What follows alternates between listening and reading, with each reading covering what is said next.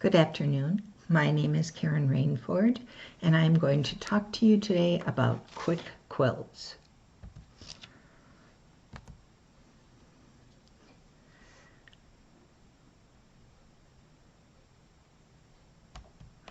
Today we have the lecture, but tomorrow we're going to have a sew-in. And we're hoping it'll be very collaborative.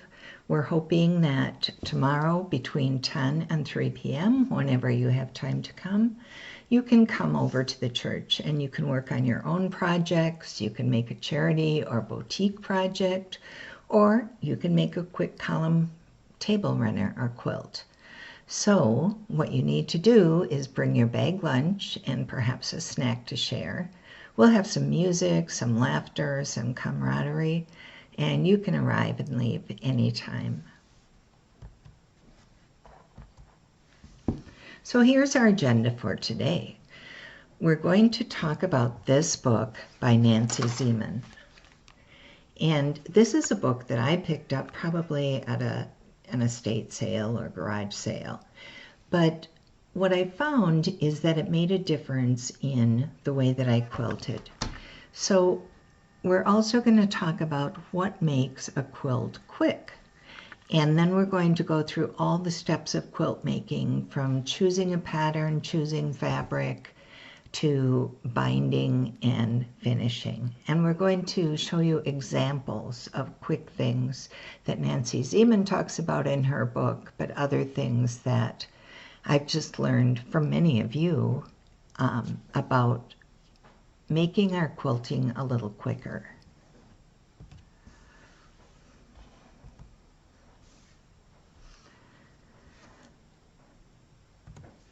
So when I first read this book, Nancy Zieman makes a statement. She says, make 12 bold and beautiful designs in half the time. Is that true? Is it not true? I don't know. What are we comparing it to? Half the time of what? And she has this book and she has YouTube videos and DVDs. So a number of these quilts are things that you can figure out how to do on the internet without having to track down, and buy this book from 2014.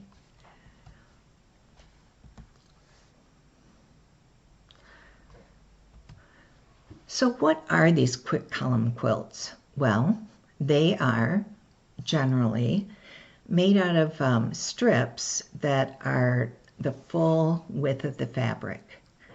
And visually, they're modern. They're not traditional looking quilts, but some of them add very simple traditional blocks for interest. And most of them use urban or contemporary fabrics. What does that mean? That means that they use solids.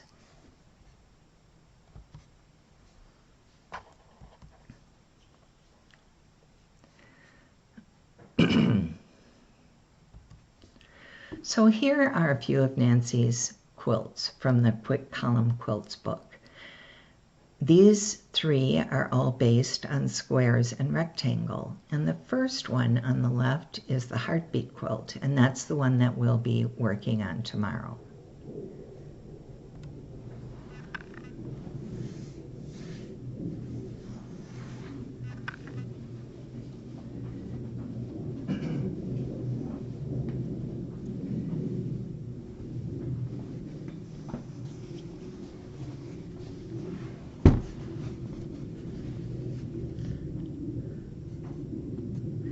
So I made two heartbeat table runners. The first one that I made is like this, and it's just, for me, too big. I don't have any tables that need a table runner that's a full 4 feet long.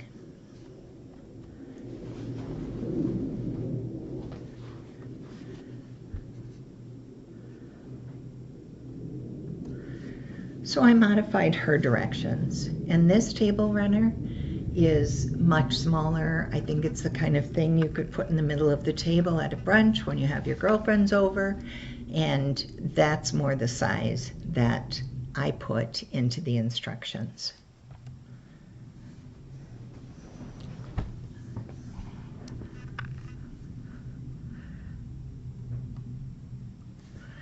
The quilt in the middle is called Floating Squares, and I love this. Just white background and blue squares, different, just two or three different sizes. It's very modern looking. And the one on the right side is just a really great mix of colors and rectangles.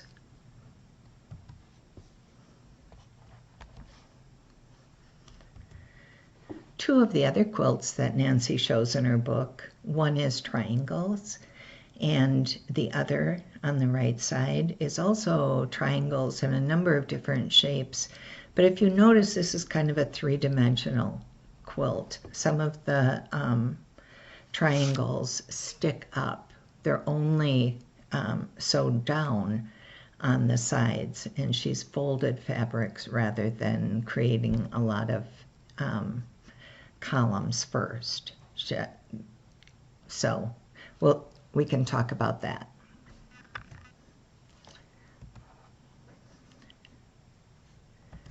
Another thing that she does is say use diagonal lines, and that does make a quilt that looks very modern and very three-dimensional almost.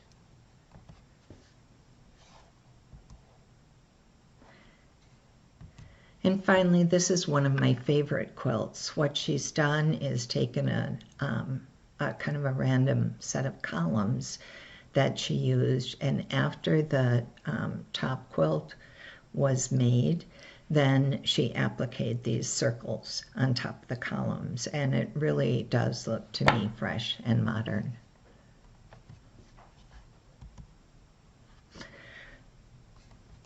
So let's take a minute to think and share. When you are making a quilt, what is it that takes the most time or that's the most frustrating for you? And then, do you have any ideas for techniques that you consistently use that make quilting easier? So I'd like you to take about 2 minutes, very quick little break here, write down a couple of your ideas and share with your neighbor.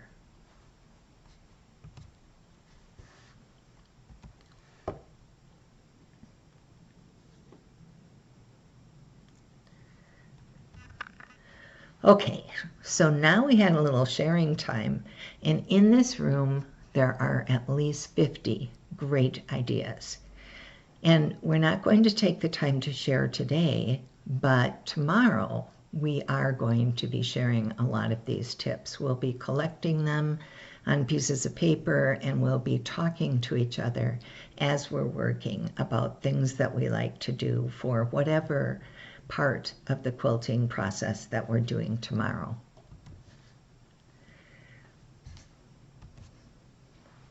I also put together a sheet. It's a one-page kind of check sheet, and it talks about things that came from Nancy Ziemann's book or that were things that I consistently do to make quilting quicker for me. And that is on the website. It's in the members only section, and we have a new page in the members only section which is called Patterns to Share. So you can go to that page and you can download this quick quilting tips PDF.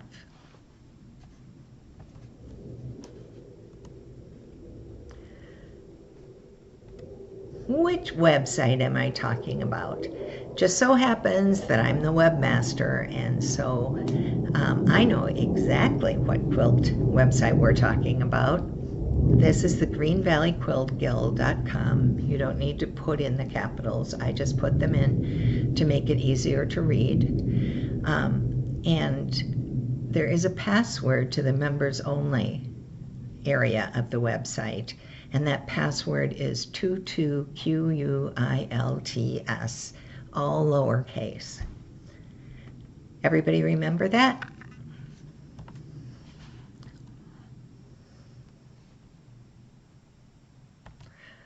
Okay, all together now. What was the password? Very nice. Thanks.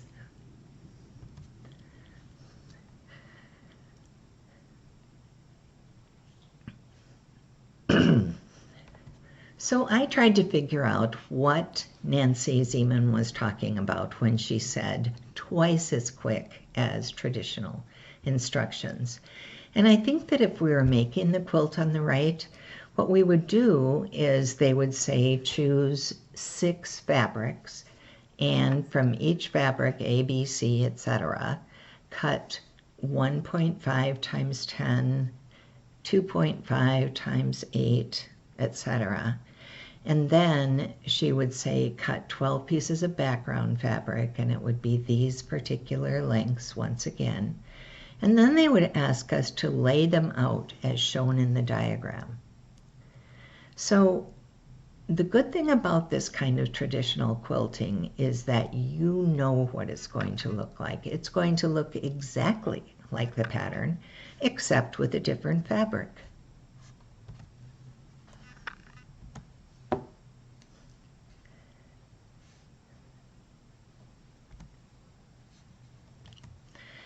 Unfortunately, I am not much of a rule follower at all. So when about a year ago, maybe longer, I presented this quick column quilt class to the Mod Squad, which was just a 20-minute little class to say, what can you do? And it really did start me thinking about simplifying my quilting. And as I went through the next year and was quilting a lot, I simplified even more. So we're going to look at some of the quilts that I made, and we're going to talk about what tricks that I use to make my quilting quicker and make it look better.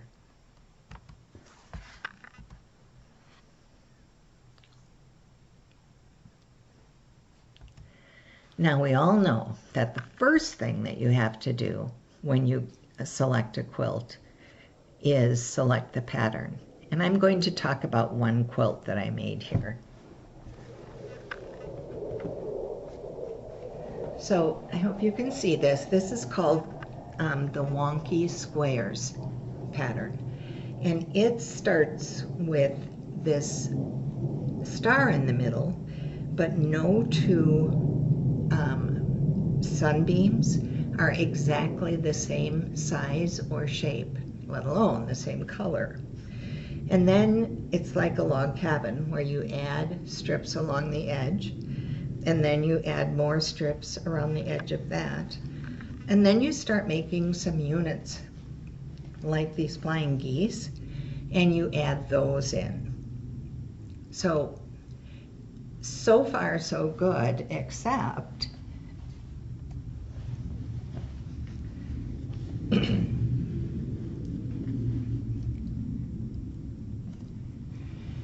I didn't make it the right size. The pattern that I was using was double this size. And if you've ever taken a traditional pattern and tried to cut it down to half size, you know that with all of the 1/4 inches that you have to leave, it is no easy matter. But I wanted to tell you that this one was easier because all I had to do to figure out how many of these was to measure how far I had, measure about what I wanted the size that I wanted my flying geese to be, and then make it like that. And I could have left a little bit more blue here. Lots of different ways to adjust. When everything is wonky, nothing is exactly the same size, and nobody can tell what you really meant to do. So selecting this pattern was a really good thing for me.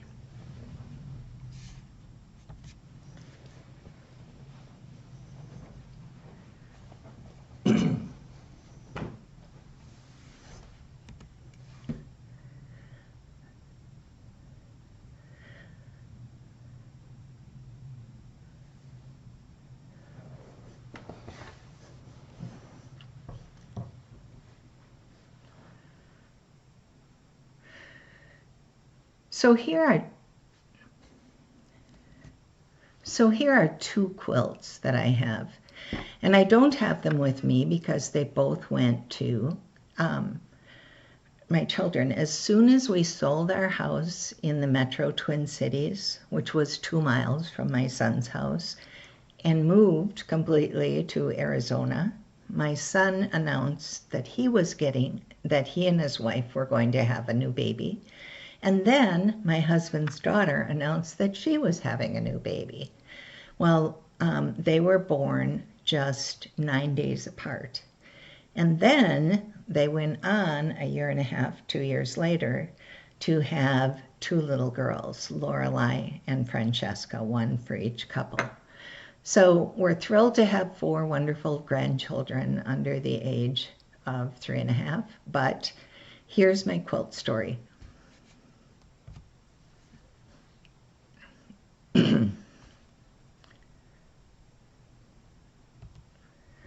So let's talk about the patterns. First of all, choose which one of these you prefer, so you know going forward. So here's Lorelei's quilt pattern that I chose.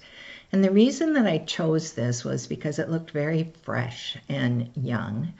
And it didn't look babyish. It was something that would kind of go forward. But I liked that it used only pre-cuts. This used a charm pack, and it had very simple elements like these blocks with the white stripe down them that then you put together, and it came out looking more kind of more complex, and I liked that. But there wasn't any seam matching that I could see. Well, actually there was. There was quite a bit, so let's move on. So here's Francesca's quilt pattern. I actually didn't use a pattern at all. I got a picture of this picture exactly of a coin quilt. And coin quilts have always, I don't know what it means really. It apparently means just columns of different stripes. And that's a coin quilt. Chinese coin quilts are a thing. So this one, I like the pattern because it had pretty big pieces. Those columns were pretty long. It used pre-cuts. In this case, it used jelly roll instead of charm pack. I didn't see any place that you had to match seams. I could make what I actually did, this whole quilt is made from 3 strip sets. And so, and then you cut them up into the various widths to make the quilt. And using some 6-inch wide and some 1-inch wide cuts of that strip set really made it look more complicated, like I knew what I was doing, but it really hid a lot of mistakes.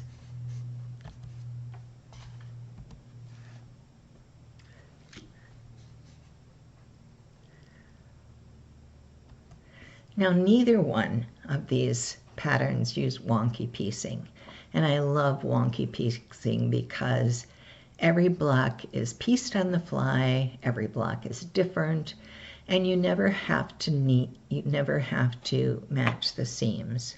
But that was not an option in either pattern that I chose.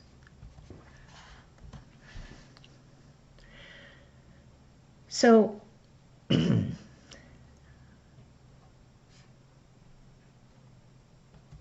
remember I told you that I really don't like to follow rules? Well, I'm really very poor at following patterns too. And sometimes coloring outside of the lines can backfire.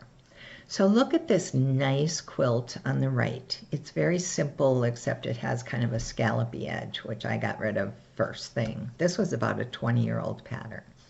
The other problem with the pattern was because it was 20 years old, it doesn't use some of the newer piecing techniques that make everything easy. So it was laborious to piece all of these little squares with a white stripe, or in my case, an orange stripe across from them.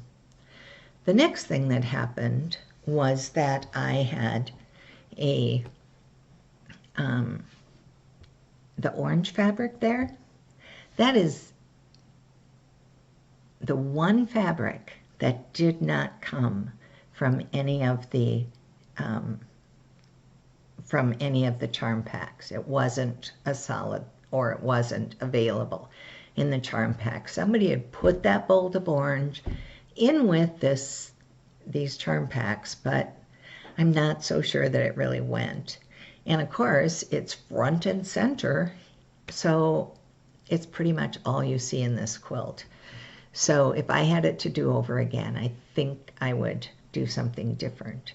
The other thing that I did was I took a nice simple quilt and I put fancy dancy free motion quilting and quilting with stencils on it. And it really got over the top, so many things going on.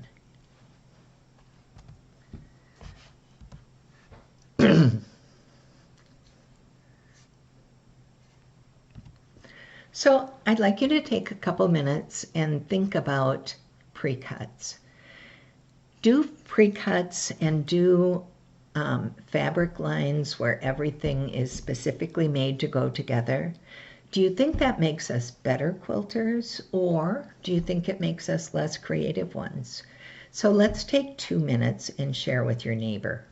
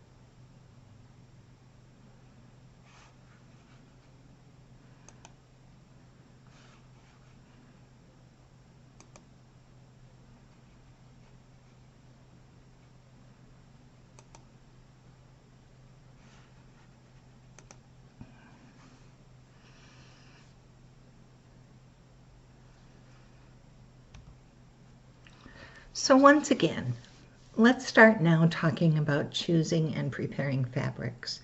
You see this little chick fabric. My daughter-in-law and her husband are both nurses at Children's Hospital in Minneapolis, and they, in their older daughter's crib, they always had this little monkey that she slept with, and it's really her comfort animal, and she has it with her all the time, and she'll smell it, and it's important to her. So we asked for the new baby, are you going to give her monkeys? And they said, oh no, she's going to have a chicken. So we said, okay, a chicken. We'll look for chicken fabric, and we found this chick's fabric that's very cute, and they approved of it, so that's what I used to make those two quilts that you just saw.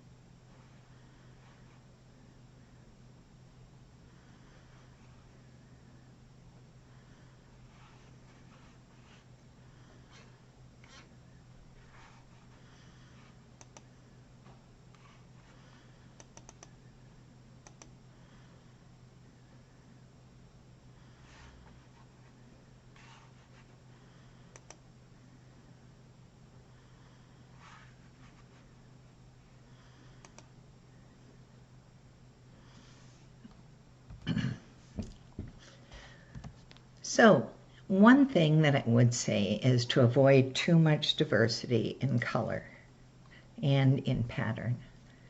I was looking at Heartbeat Quilts online because Nancy Zeman had encouraged people to put their versions of this online. And the one on the left I just found online, and to me it was not that attractive. And then the one on the right is a table runner that I made that we'll talk about later. And I just think that it has too much going on.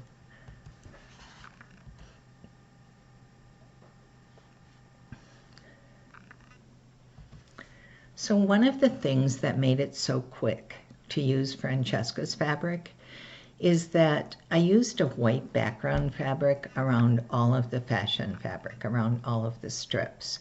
So I never had to match up any seams. I was always doing a long strip to a cut strip set. It also doesn't have a lot of diversity. Those are actually the same pattern showing again and again. And I didn't wash it. We don't pre-wash jelly rolls. I did stabilize that white fabric with spray starch because it really does make a difference in how quickly you can cut and how quickly you can sew.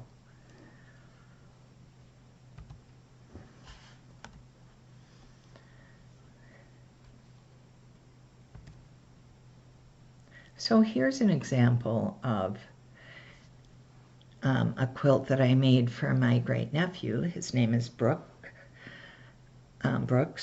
And when I went into our new quilt shop up here, I was looking at this and I was thinking, this has snakes and dead cow heads on it. Is this really appropriate for a newborn baby boy? But I figured it would be appropriate when he was 15. He'd love it. So I went ahead with it. And the person who owns the shop was working with me, and she said, you know, if you cut strips out of this striped fabric, so when you look at each one of these striped strips, that is the width of the fabric times 4 inches or 1 inch, 1.5 inches. And so I cut those strips, and that really made it simple. I used kind of a background fabric besides the dead cow heads and the stripes. I also have 2 very muted background fabrics, and that avoided too much diversity, but it gave me plenty of contrast. I did not pre-wash this. I did stabilize it with starch, and I did start with 1 vividly patterned, or actually in this case 2 vividly patterned prints, a stripe and the snakes, and then added solids.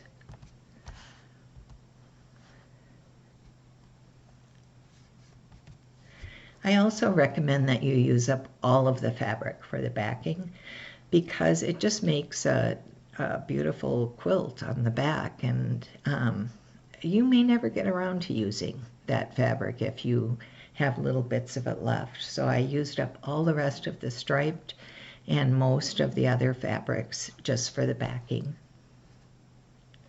The other thing was, because I didn't use a pattern for this, I really didn't know how much I was going to need to buy. And so I had to get a little creative when I was looking for backing fabric on this.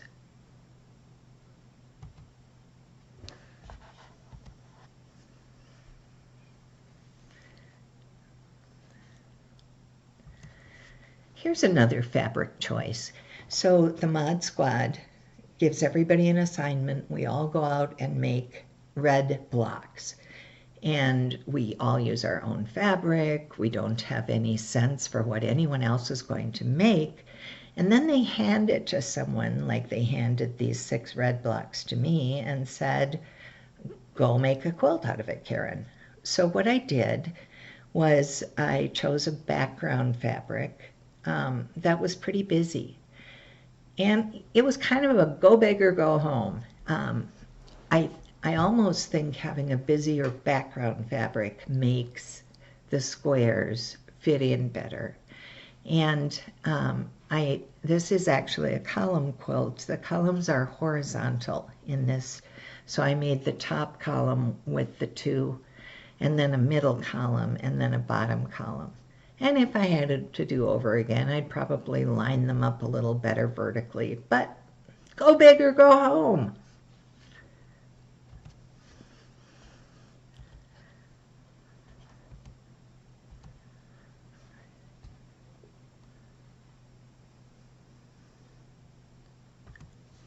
Here's another fabric choice that made a lot of sense. One of our friends who were the people who introduced us to Green Valley let us stay in their home in the Twin Cities for a month and a half because they were in Florida. And why I was in Minnesota for half of December and all of one of the coldest Januaries that we've ever had was because my son and his wife asked if I would come to help out with their 3-year-old when Francesca, who they call Frankie, was born. So I'm sure for his wife, Erin, it was kind of like, help mother-in-law with us, help mother-in-law.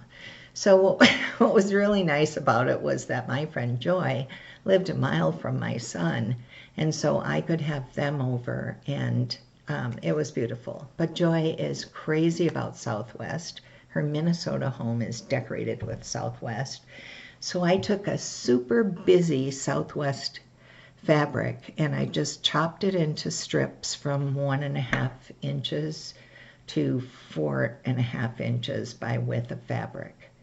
And then I went out and found a blue batik and several solids that went with that busy fabric. And I just added solid strips in there. And once again, they're random width and length. And it was one of those quilts that just went together so quickly because nothing had to be exactly the same size. And it really didn't matter that much what went together. So a good choice on a fabric.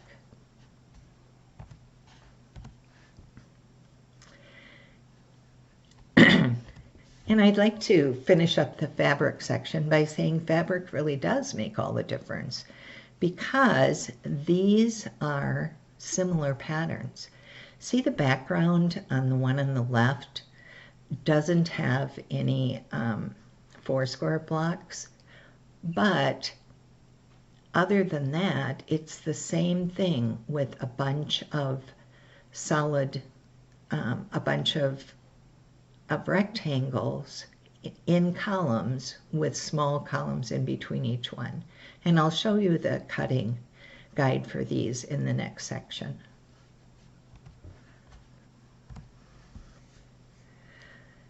So step 3 here we have is cutting your fabric. And that's our next part. The next part is cutting your fabric. Nancy Zeman, in her Quick Column Quilts book, says, cut similar shapes all at one time. So she stacked all 6 fat quarters, one on top of the other, and then you can see on the right where she cut each fat quarter into all of these little pieces. And then she stacked them all so that there was only one color of each in each stack. And that was a very quick way to cut out a lot of very fussy little pieces. And it's an incredibly good use of a fat quarter. You are not missing any, you're not wasting anything with this.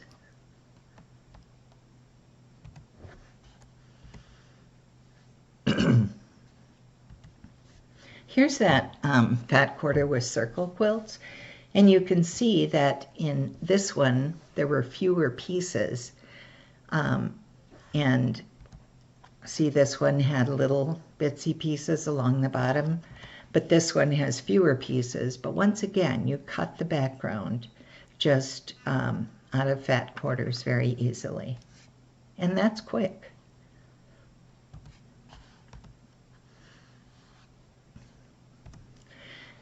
I didn't try any of these specialized rulers for fancy shapes like triangles, hexagons, and tumblers, but there's so much going on with some of those rulers that it would be really nice not to have to fit all the pieces together. And when you use column quilts, you don't have to worry about matching anything. It just has to look good for the one that you're working on.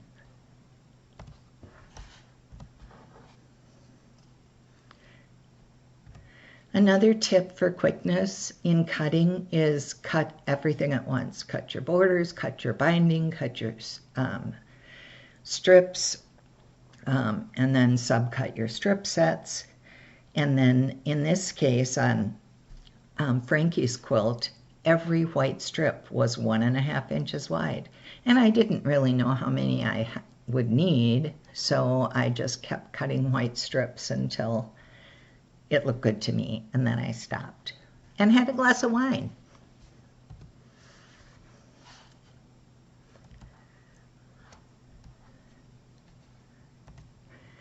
Now, I was talking to my friend Carol about this yesterday, And she said, I don't know what kind of border and binding I want on it early. I don't figure that out until the very end.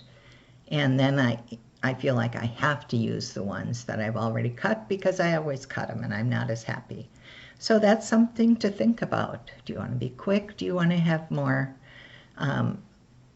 options as you get toward the end of your quilt making process?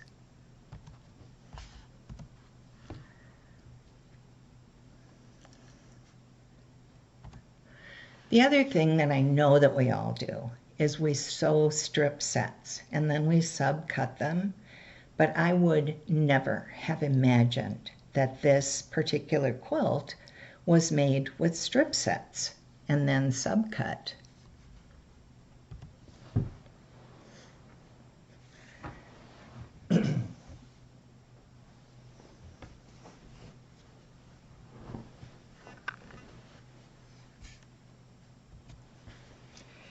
So here's the backing for a quilt that I made. And this is the front. And this is actually the white with the blue floating squares. Except in this case, I just used a blue background and I made the floating squares out of a kid's print. And we'll talk more about this, but it's amazing to me how different this quilt looks from that quilt.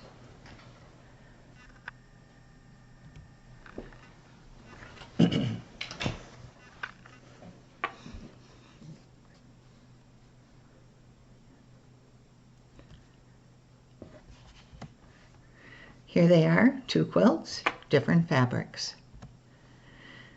Another thing I'd like to recommend that you do to be faster is to do improv quilting.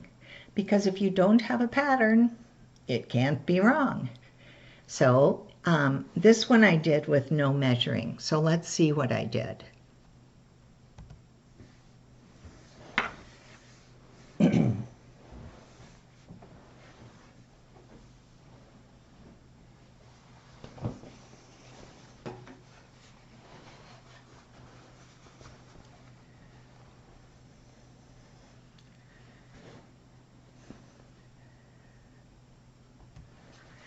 So first I just cut a bunch of random width strips and I made them as long as I wanted the table runner to be. And then I went ahead and did a bunch of 1.5 inch strips and I put those between each of my other feature fabrics. And even though this is a fabric line that I got at a quilt conference, and these fabrics theoretically all go together, it's pretty busy.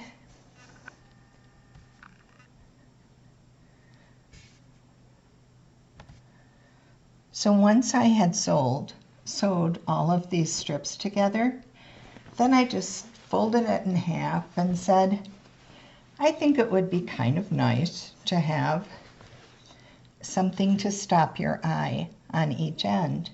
So I just folded in half, I cut right here, spread it apart, put these in the middle, and of course they're exactly in the right place because I folded it in half.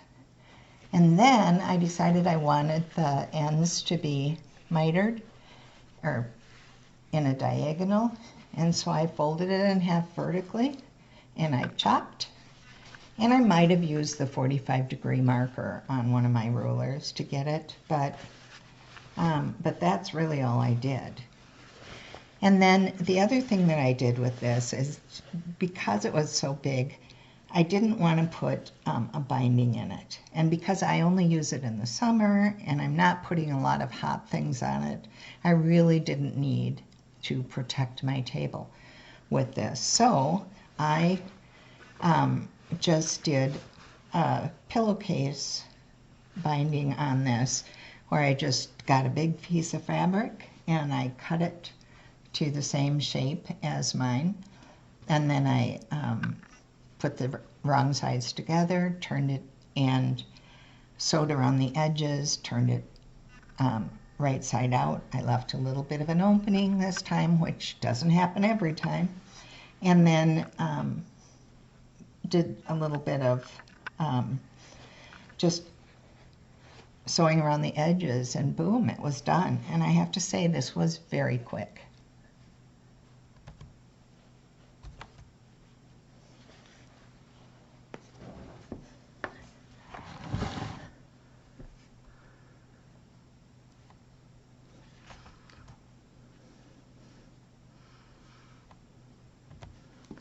So let's move on to step 4.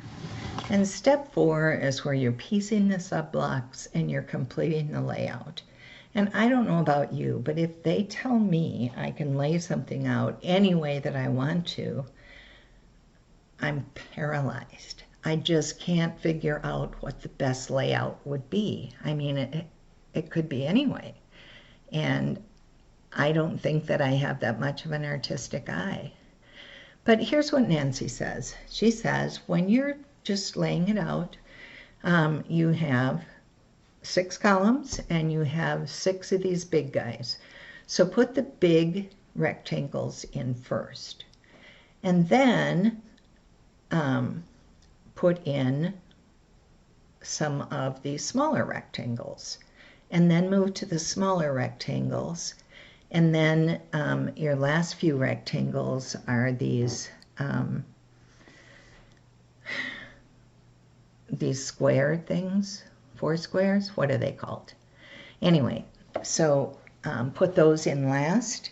And you'll see that then once they were all laid out, she put in just a quarter, what looks like a 1/4 inch, but it's probably about, because these are huge pieces, really, put in a 1 inch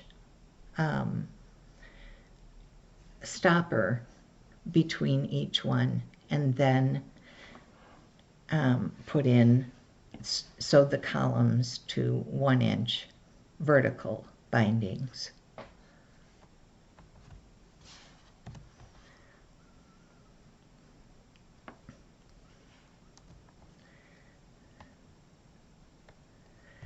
And because there is no place on this quilt where one of the colors actually touches another one of the colors, it was pretty easy to lay out.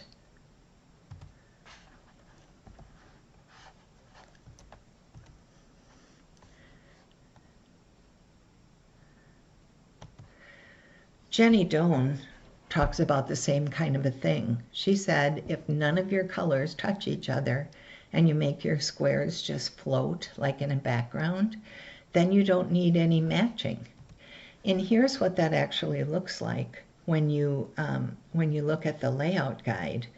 But you randomly put your colored squares in there and your small squares, and then you sew little spacers on each side of the small squares, and then, well, actually, what she did is she made strips so that it was green, white,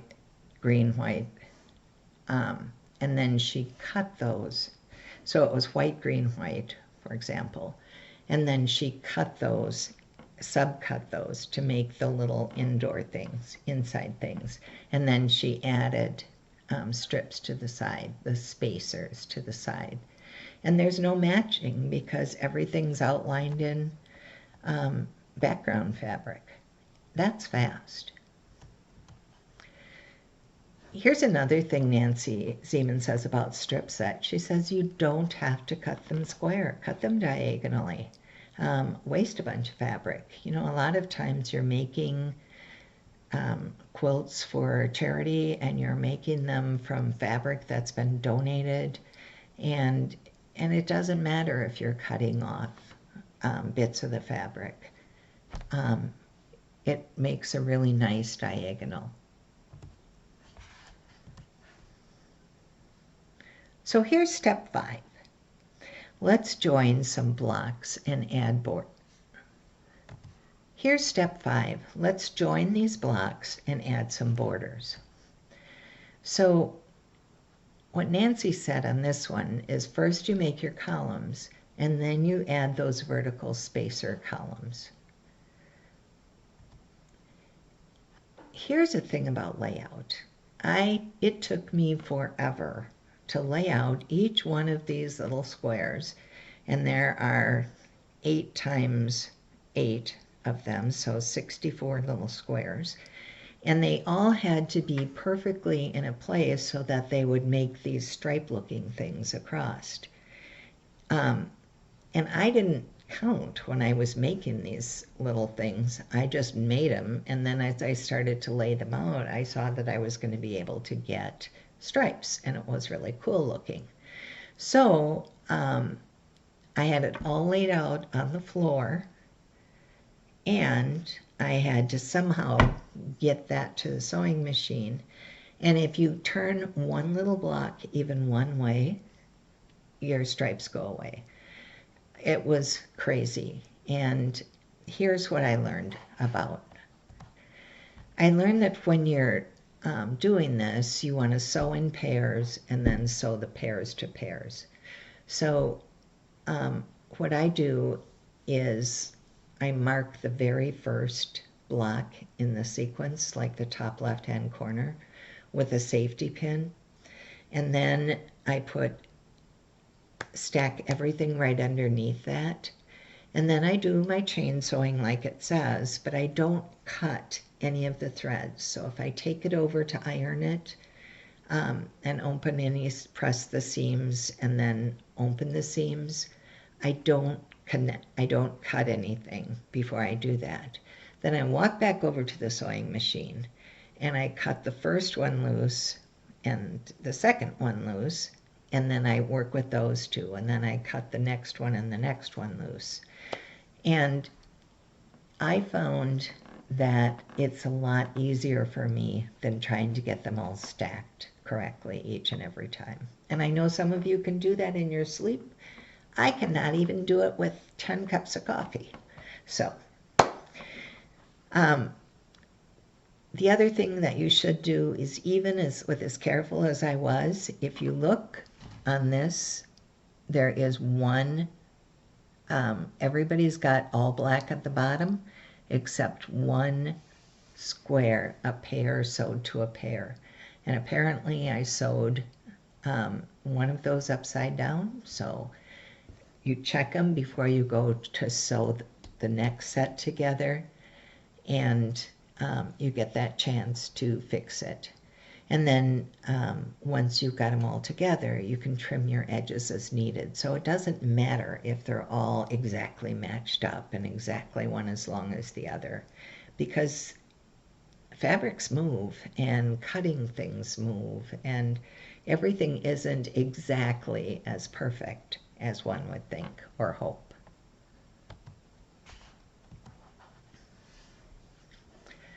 So here's another little layout miracle. Gretchen is in Mod Squad, and they told us all to go out and do things that looked like sea and sand. And so she got all of these very different blocks. We've got ducks here, we've got seashells, we've got all sorts of stuff going on. But what Gretchen did was took some kind of sandy fabric and put that, she sewed all of the squares together in columns. Then she put some little sand-colored dividers in the middle, and she put a sand-colored border around the outside, and then she put the blue binding around that. And it really took things that didn't look like they were going to go together and made them very cohesive.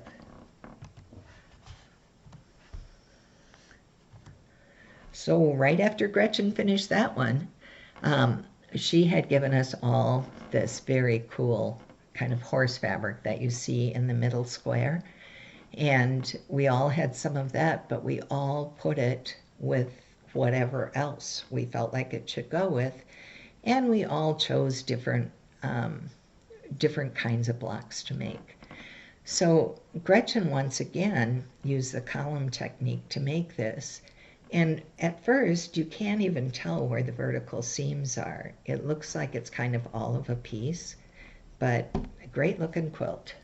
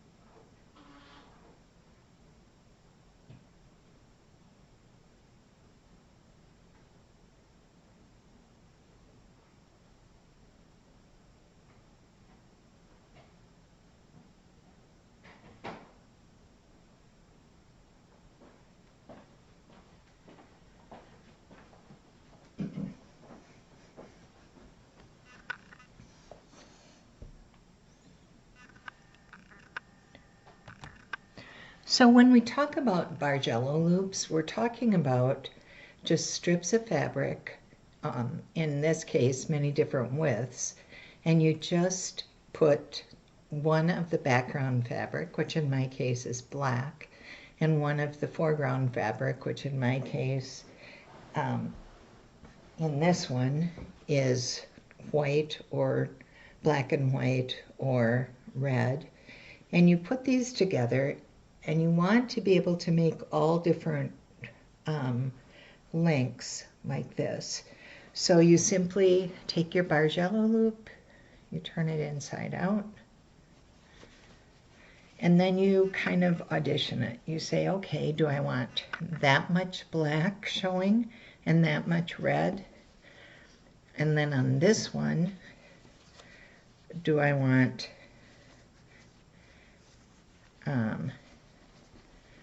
this much showing and this much black?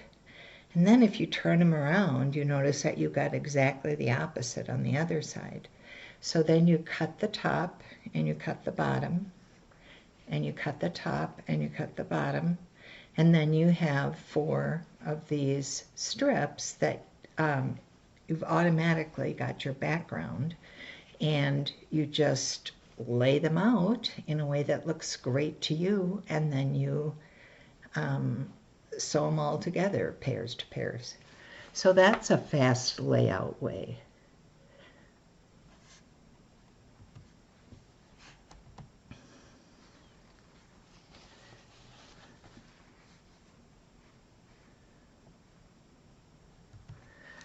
Now sometimes when you're laying things out and sewing them, and you have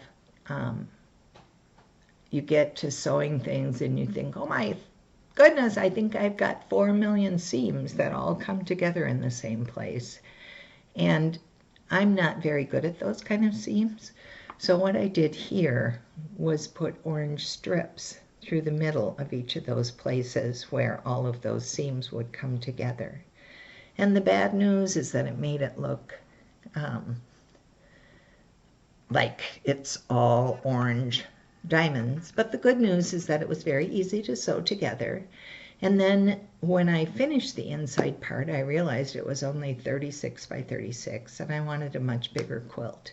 So I went out and bought the same fabric in strips. I made a strip border around it, and then I'd put a gray around the outside. And then while I was at it, I added all of the quilting, so it got to be not a quick quilt and a very busy quilt.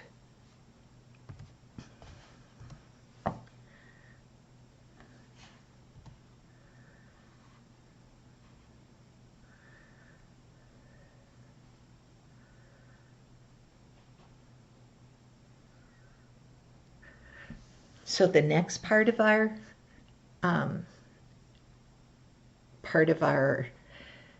meeting here is talking about quilting and binding, and step 6 is really the last part of the quilt.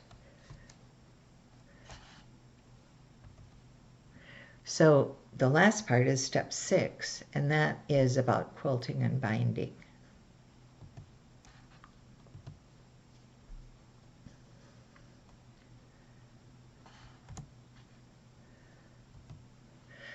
So I don't think that you can see it, but you might want to take a look in the book later. It is, this quilt is free motion stitched to within an inch of its life.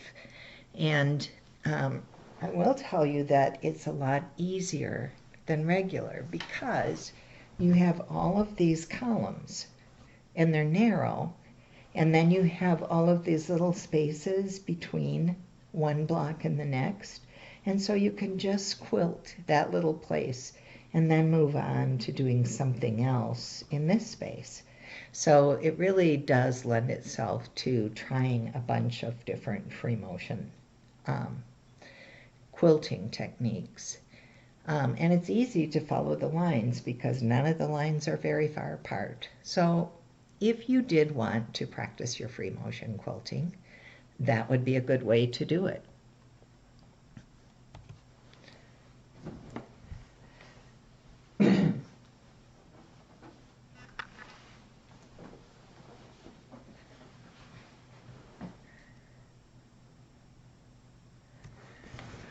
So I will bring this quilt with tomorrow when we're actually making table runners, because this little quilt, which I just used for snuggling, has at least 40 or 50 different patterns of free motion quilting in it.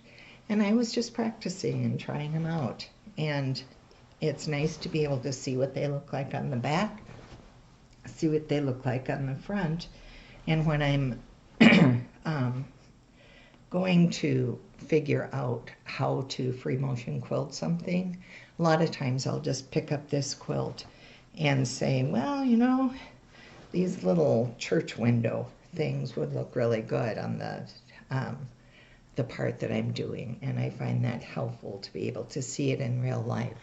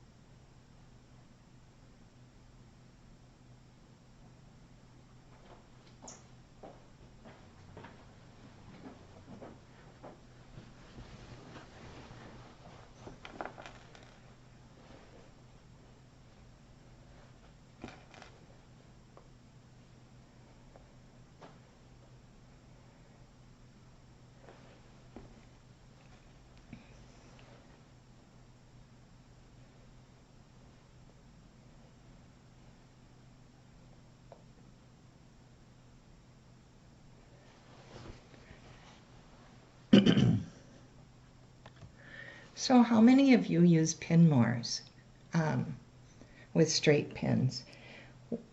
When I'm making a quilt like this and I'm going to start free motion quilting, the first thing I do is base the heck out of it. And I do that so I don't have to navigate pins. And basting is very quick, so I like to make it as quick as possible to pull a pin out. So I just pull the straight pin and the end pops off, and that makes me happy. Now, pin mores, the ones that I've seen, are fairly expensive, and I go through a lot of these. So these are actually just little bits of eraser cut up, and they have kind of the same properties that a pin more has of being self-healing.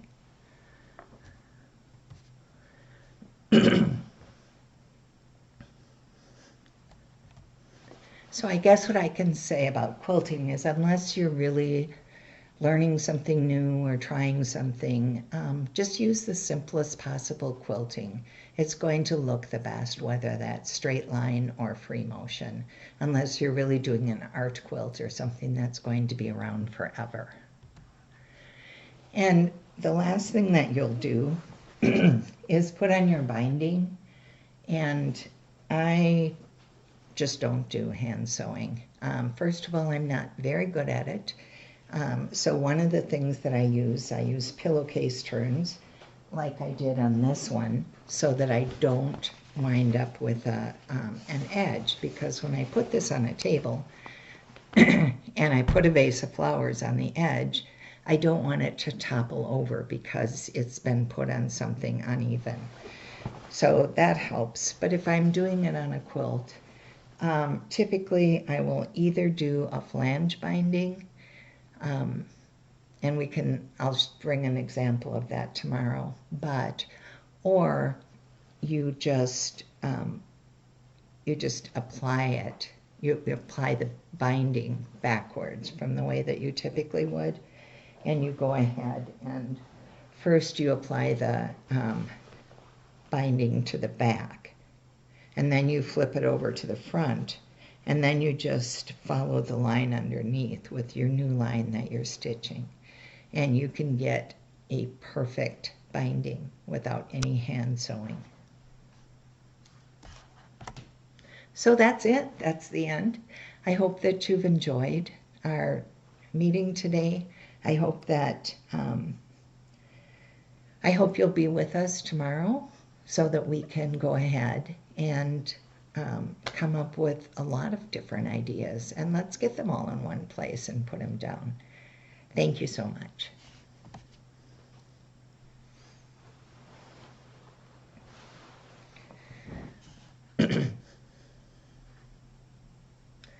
So before you get up and run to